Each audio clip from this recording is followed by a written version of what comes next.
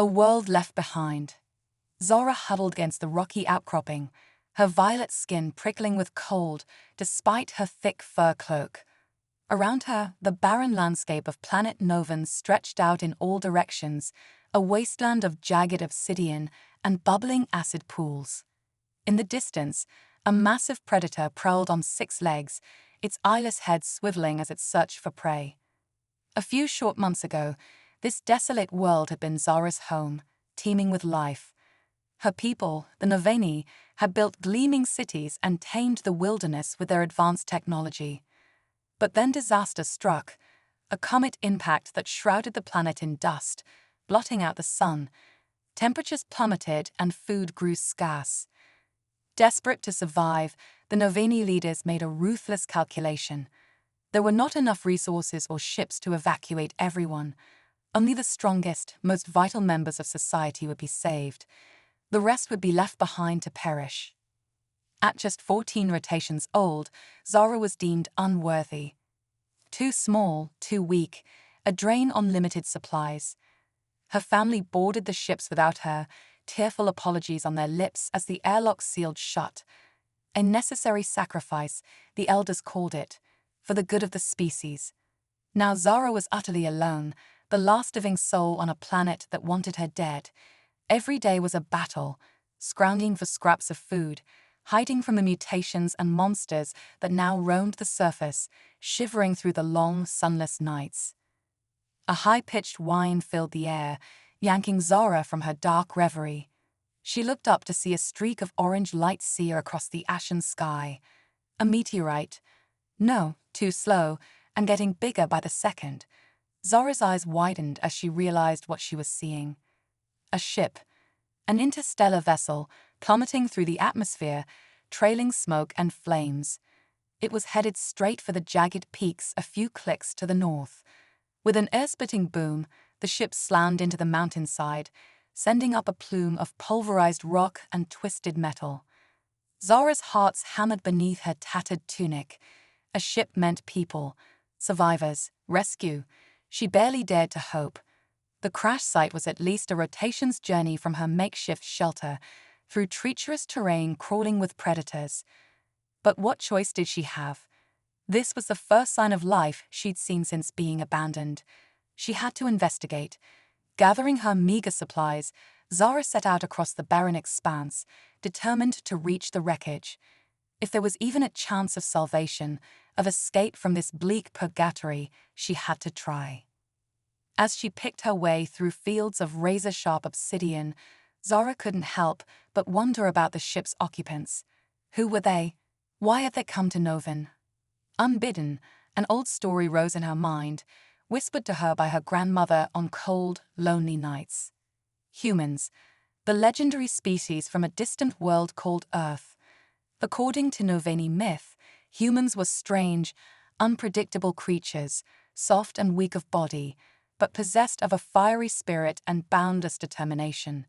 Some stories painted them as brutish warmongers, laying waste to all in their path. Others described them as noble explorers, reaching out to the stars in peace. Grandmother's tales spoke of a time in the far future when humans would come to Novan. As allies or conquerors, she could not say, but she was certain their arrival would signal a profound turning point in Noveni history. Of course, these were just stories, Zara reminded herself. Ancient legends with no basis in fact. Still, as the ruined hulk of the alien ship grew larger on the horizon, she couldn't suppress a shiver of both fear and anticipation. Friend or foe, at least she would no longer be alone in her struggle for survival. The unknown beings aboard that vessel would change her life forever, if she could reach them in time. Hours later, battered and bruised from the arduous trek, Zara crested a rise and found herself looking down at the crash site.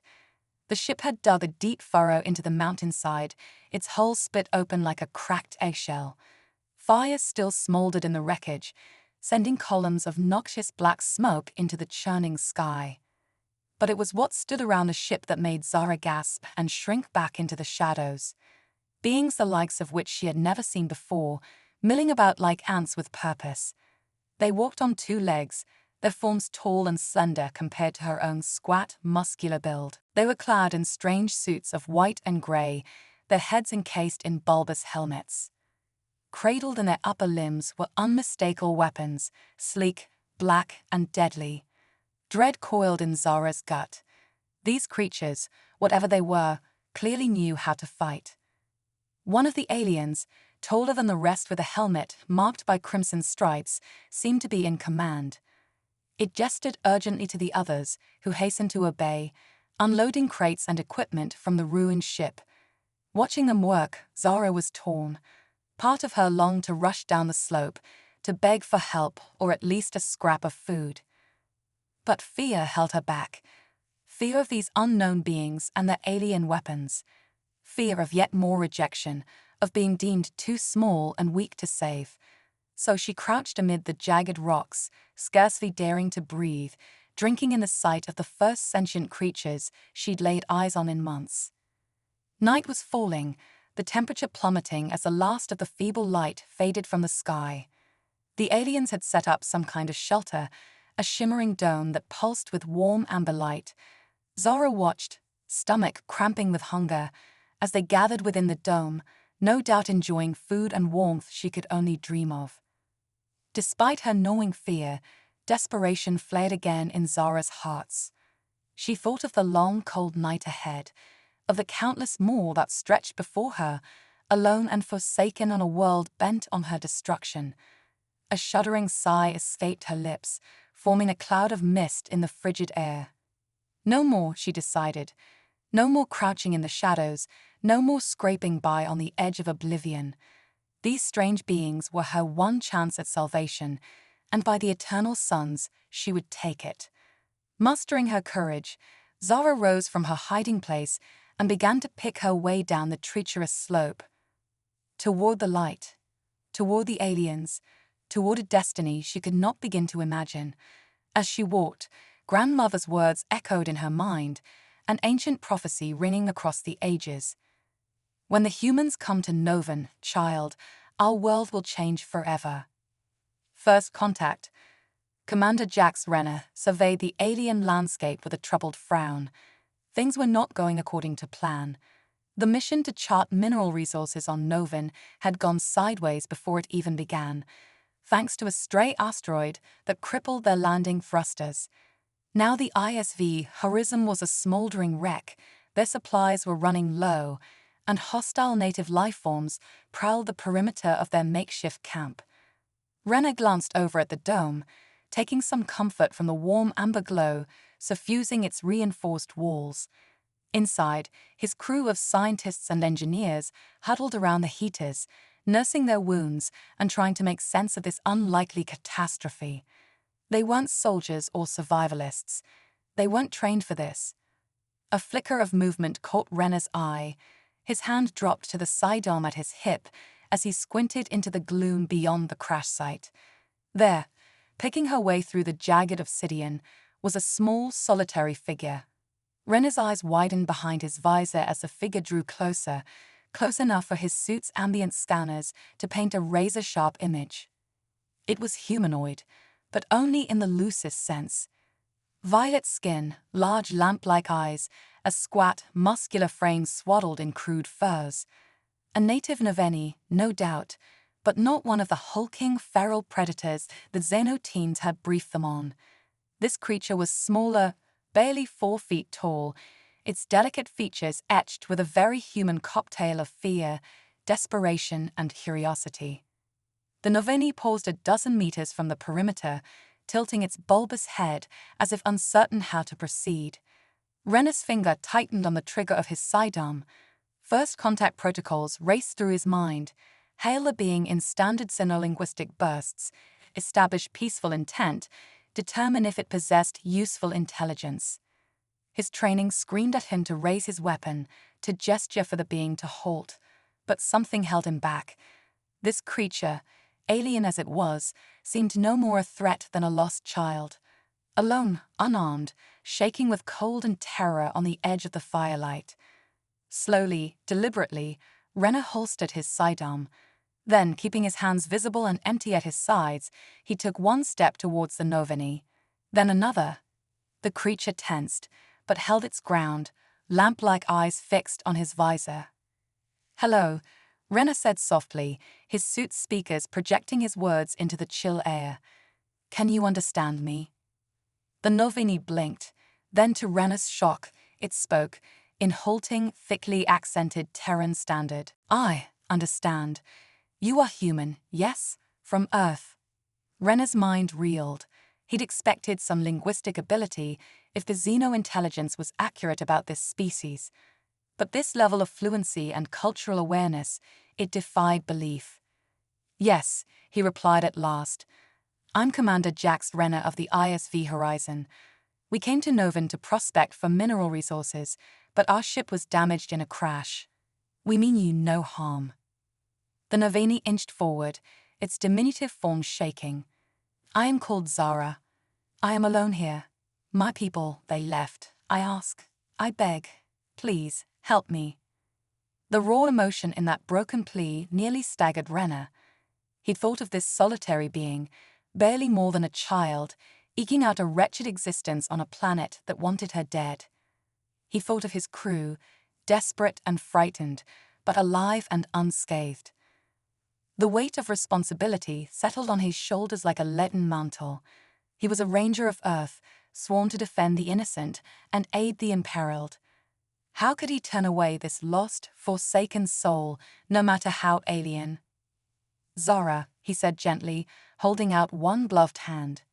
"Come with me. We'll get you warmed up, get some food in you. Then you can tell us your story. I promise, no harm will come to you under my protection." For a long, trembling moment, Zara hesitated. The light from the dome played over her angular features, casting them in a wash of hope and trepidation.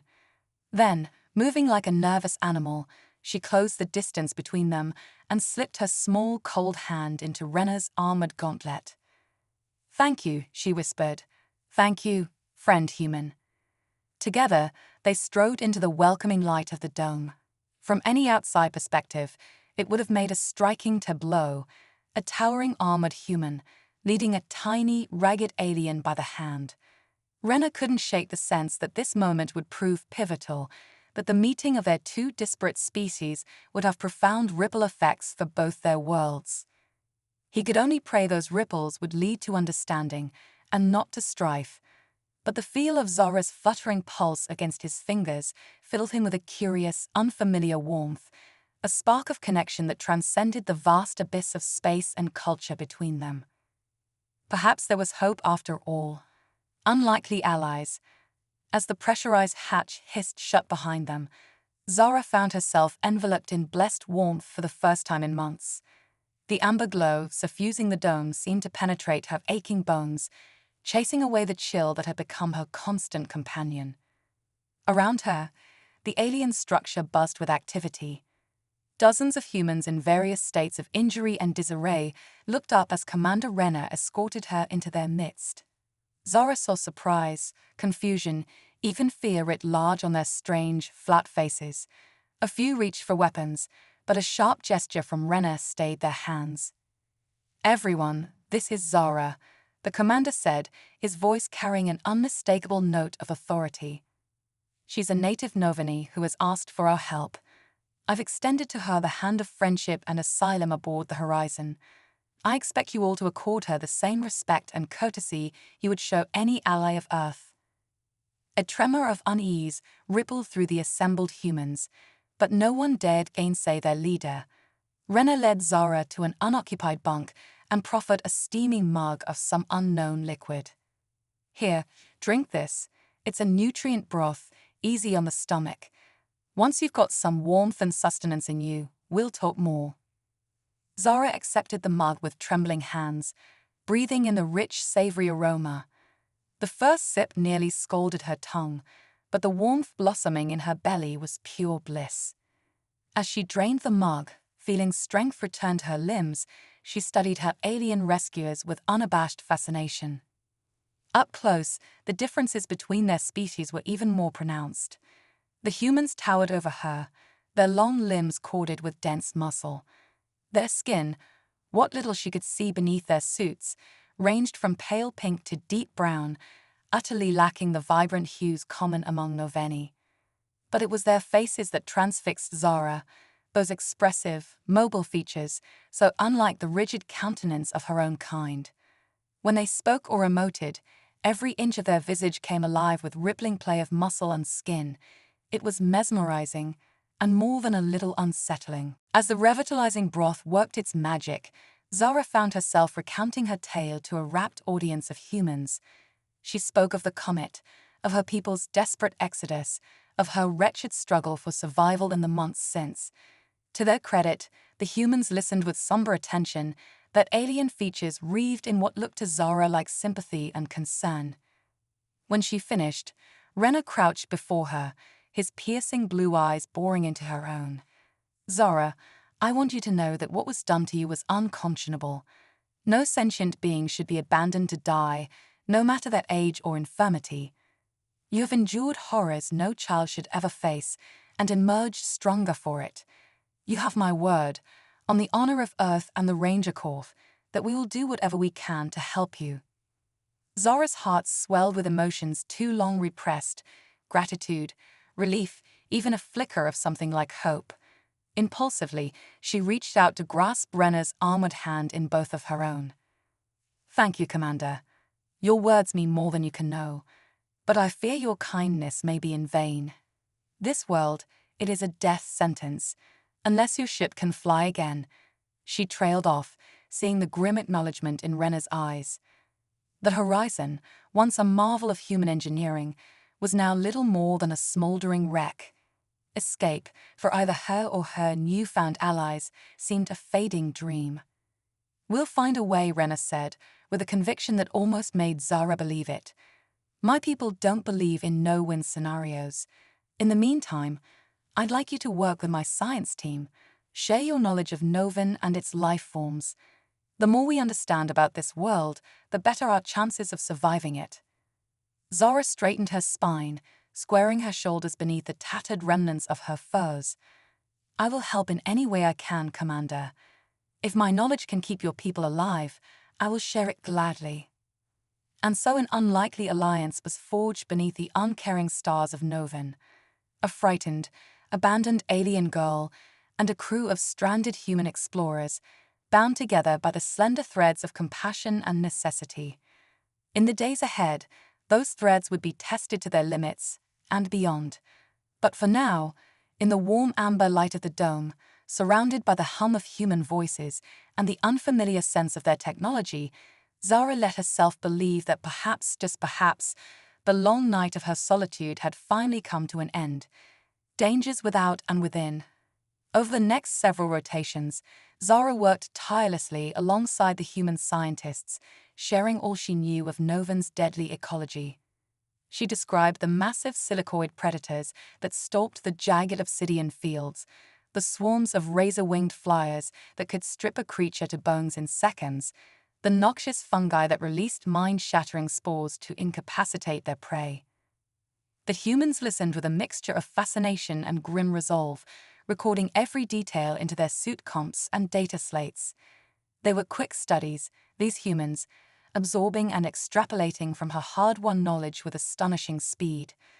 Zara found herself drawn to two of the scientists in particular, Dr. Lena Sorensen, a brilliant xenobiologist with a keen interest in Noveni physiology, and Kai Nakamura, a soft-spoken engineer who seemed to view the lethal challenges of the planet as an invigorating puzzle to be solved. As they worked together, poring over holo-displays and bioscans late into the night cycle, Zara sensed the first tentative stirrings of friendship, even kinship, with these alien allies. Lena taught her new words and concepts from Earth, while Kai shared schematics of the fantastic machines and cities that populated his distant homeworld. But even as these fragile bonds grew, so too did the dangers besetting the marooned survivors. Tempted by the promise of easy prey, the monstrous life forms of Novan began to converge on the crash site, hurling themselves against the ship's dwindling defenses with increasing ferocity. Renner and his security team fought back with grim determination, wielding rifles that spat searing beams of plasma into the onrushing hordes. But for every monstrosity they felled, 3 more seemed to rise from the ashen dust, driven by insatiable hunger. Desperate for a solution, Zara delved deep into her knowledge, searching for some weakness, some vulnerability they could exploit, and in a flash of inspiration, she found it, a resonant frequency, inaudible to human ears, but agonizing to the silicon-based nervous systems of Novan's predators.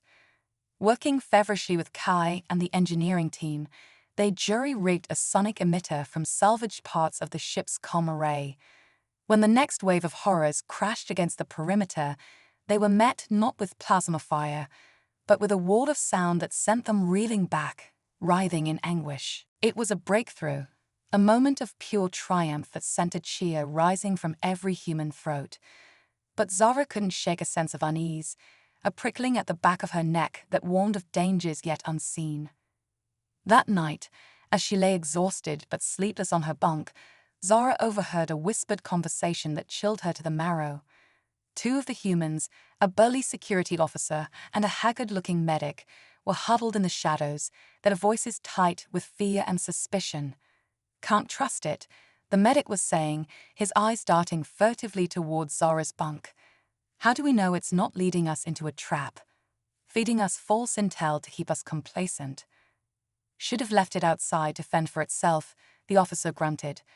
"One less mouth to feed, one less unknown to worry about. If the commander hadn't gone soft." "We may not have a choice," the medic said, his voice dropping to a hiss. "Supplies are running low. The recyclers can't keep up. Sooner or later, we'll have to start making hard choices about who gets to eat and who doesn't." A chill rippled through Zara as the implications sank in. These humans, who had shown her such kindness, were beginning to turn on each other and on her. The specter of starvation, of desperation, was eroding the fragile trust that bound them together. She knew she had to act, had to find a way to ensure her own survival, and perhaps in the process save her erstwhile allies from their own worst instincts. With a resolute set to her jaw, Zara slipped from her bunk and padded silently towards the makeshift lab where Lena and Kai worked late into the night. She had an idea, born of desperation and a grim understanding of what it took to endure on a world that wanted you dead. It would require sacrifice, risk, and no small measure of trust in the better angels of human nature. But if it worked, if she could find a way to turn Novan's own deadly resources against it, then perhaps they all might live to see another dawn. Worlds collide. "You want to go where?" Renner demanded, his craggy features etched with disbelief. Zara met his gaze unflinchingly, her small form vibrating with resolve. "The Scour," she repeated, calling up a shimmering holomap with a wave of her hand. "It's a vast plain of silicon-based lifeforms, about 60 clicks north of here. The organisms there are rich in proteins and organic compounds that could be converted into edible rations for your crew." Kai leaned forward, his dark eyes alight with curiosity. "You're suggesting we harvest these silicon-based lifeforms as a food source?" "Exactly," Zara nodded. "My people have done it for generations in times of famine. It's not pleasant, but it will keep you alive." Lena frowned, her blonde brows knitted in concern. "But you said this Scour was home to some of the deadliest predators on Novan. How can we hope to gather these resources without being torn apart?" Zara smiled grimly. "By using their own biology against them. The sonic emitter you built. I can modulate it to produce a pheromonal signal that will drive the predators into a frenzy, causing them to turn on each other. In the chaos, a small team could slip in, harvest the proteins, and return to base unscathed." Renner shook his head, his expression torn between admiration and incredulity. "It's a hell of a gamble. If it fails." "If we do nothing, we starve," Zara countered bluntly. "This is our best chance, Commander. I'm willing to take the risk. Are you?" A long, tense silence followed as Renner weighed the proposal. At last, he blew out a heavy breath and nodded curtly. "All right. We'll try it your way, Zara. But I lead the expedition. No arguments." Zara opened her mouth to protest, but caught Kay's warning headshake. She subsided, realizing the wisdom in the engineer's unspoken advice. Renner needed to assert his authority, to be seen as proactive in the eyes of his crew. Challenging him now would only breed further resentment. "As you say, Commander," she acknowledged with a deferential dip of her head. "I'll make the necessary modifications to the sonic emitter." The next morning cycle found Zara, Renner, Kai, and a hand-picked squad of security specialists assembled at the perimeter, clad in reinforced exo-armor and armed to the teeth. The weight of the alien suit hung heavy on Zara's slight frame, but she relished the sensation of power it imbued, the feeling of being more than the frightened, helpless creature she had been. With a nod from Renner, they set out across the jagged obsidian fields, the eerie wail of the modulated sonic emitter preceding them like a banshee's cry. In the distance, the scour shimmered beneath the baleful sun, a seething mass of silicoid horrors already stirring at the electronic summons. As they drew closer, the ground beneath their feet began to vibrate with the thunderous approach of 1,000 nightmares made flesh. Gargantuan beetle-like monstrosities, their carapaces glistening with razor-edged spines, surged out of the scour, lopped in a writhing, shrieking dance of internecine fury. "Mother of God," one of the security specialists breathed, his voice trembling over the comm. "It's like a vision of hell itself." "Stay focused," Renner barked, his rifle raised and ready. "Zara, where's the richest concentration of harvestable organisms?" Zara consulted her suit's scanner, overlaying the holomap with a pulsing grid of bioreactive signatures. "There," she pointed with a gauntleted hand. "That mound, 200 meters northeast. If we can reach it." She never finished the sentence. At that moment, a piercing shriek cut through the din of the battling predators, a warning cry taken up by a dozen alien throats. As one, a phalanx of the monstrous silicoids broke off from the greater melee and came barreling towards the human interlopers, their serrated mandibles frothing with caustic ooze. "Contact front," Renner roared, opening fire in a searing blaze of plasma bolts. The air ignited with the stench of burning chitin as the security team joined in, pouring focused hellfire into the onrushing horde. But for every monster they cut down, another surged forward to take its place, trampling over the smoldering husks of their fallen broodmates. They closed the distance with horrifying speed, their scythe-like forelimbs slashing and gouging at the human's exo-armor. Zara found herself at the center of a whirlwind of violence, her pulse rifle bucking against her shoulder as she fired until the barrel glowed white-hot. Beside her, Kai fought with the cold precision of a machine, his vibro blade shearing through chitin and ichor like a scalpel. Yet, even as they battled with desperate ferocity, Zara could see the tide turning against them. The monsters were too many, too relentless. It was only a matter of time before they were overwhelmed. In that moment, staring down the maw of annihilation, something crystallized within Zara, a final, feverish gambit born of despair and a strange, transcendent clarity.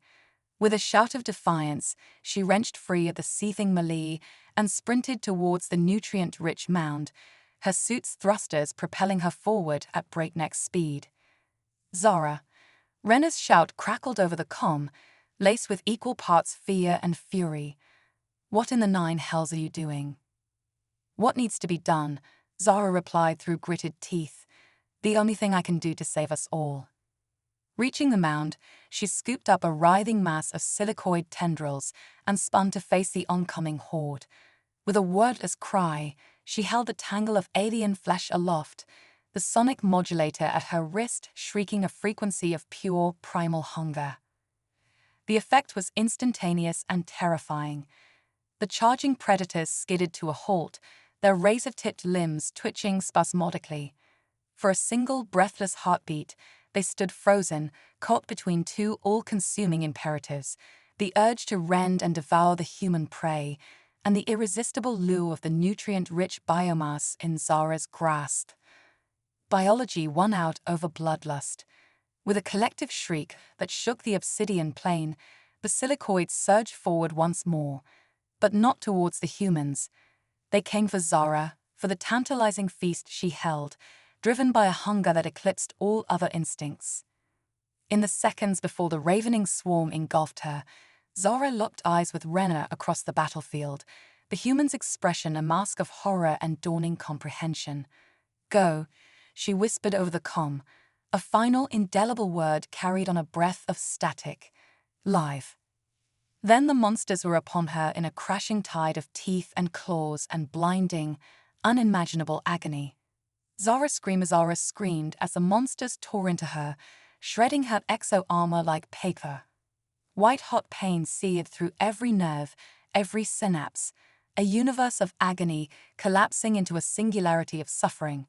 But even as her body broke and bled, her spirit held firm, clinging to a single, unassailable truth: her sacrifice would not be in vain. Through the red haze of torment, she watched as Rena and the others fought their way clear of the ravening horde, the urgent biomass in their arms. They had a chance now, a chance to survive, to carry on, to remember. It was all she could have hoped for. As the darkness closed in, Zara's last sensation was of a curiously gentle pressure around her wrist. Kai's vibroblade, she realized dimly, still coated in the ichor of the foe. With a surgeon's precision, the engineer severed her hand at the wrist, the one still clutching the sonic modulator. The silicoids shrieked in frustrated rage as their control module skittered away, still emitting its siren song of starvation. Abandoning Zara's broken, bleeding form, they swarmed after the chittering device, tearing each other apart in their frenzy to reach it. Through the grey veil of encroaching oblivion, Zara felt herself being lifted, cradled in strong, armored arms. Rena's helmeted face swam into view, his features wrought with anguish and grim resolve. "Hang on, kid," he growled, his voice thick with emotion. "You're not dying on me. Not today. Not after what you just did." Zara tried to speak, to tell him it was all right, that she was ready to embrace the great dark. But the words wouldn't come, swallowed by the coppery tide welling up in her throat. The last thing she saw, as the world faded to black, was the shimmering dome of the human encampment rising up to meet them, a beacon of light against the pitiless stars. She woke to softness and warmth, sensations so alien they seemed the stuff of half-remembered dreams. Blinking blearily, Zara found herself staring up at the curved ceiling of the horizon's med bay, her body swaddled in downy blankets and thrumming with a dull, distant ache of healing wounds. Lena was at her side in an instant, the doctor's careworn face breaking into a jubilant smile. "There you are," she said softly, brushing a strand of hair from Zara's brow with a tender touch. "We thought we'd lost you." Zara tried to sit up, wincing at the stabbing pain in her bandaged stump. What happened?" she managed, her voice a raspy croak. "You saved us all," Kai said from the foot of the bed, his dark eyes glinting with admiration. "That stunt with the modulator, I've never seen anything like it." Renner appeared at Lena's shoulder, his craggy features suffused with a quiet, almost paternal pride. "Your quick thinking bought us the time we needed to harvest the biomass and get back to base. We've got enough protein slurry to last for months now. And thanks to your sonic weapon, those monsters will be too busy tearing each other apart to trouble us again." Zara felt a flush of warmth that had nothing to do with her healing injuries. She had done it. She had proven her worth, not just as a survivor, but as a valued member of this unlikely new tribe. I just did what I had to," she rasped, averting her eyes in sudden embarrassment. "What any of you would have done." Renner shook his head, a wry smile tugging at his scarred lip. "No, Zara. What you did, that was something special. You've got a fire in you, kid, a strength that belies your size." He placed a hand on her shoulder, the gesture at once comforting and weighted with significance. "When we get off this rock, and we will, I'm going to recommend you for the Ranger program. The first Novini Ranger in history, if you're willing, that is." Zara's heart leaped, a dizzying swell of emotions: gratitude, excitement, trepidation, resolve, crushing over her in a tidal wave. A ranger, one of the legendary guardians of Earth and its allied worlds. It was more than she had ever dared dream. But gazing around at the faces of her human companions, no, her friends, Zara realized that it was a dream she yearned to make real. A chance to forge a new path, to build a bridge between her people and these extraordinary beings from another star. "I'd be honored, Commander," she said softly, her voice ringing with a newfound strength. "Let's get started." And as the humans gathered around her, their faces alight with hope and determination, Zara knew that whatever challenges lay ahead, the struggle to repair the horizon, the long journey back to Earth, the trials of ranger training, she would face them as she had faced all the trials of her young life, with courage, tenacity, and an unbreakable will to survive. For she was Zara of Noven, child of two worlds, and her story was only beginning.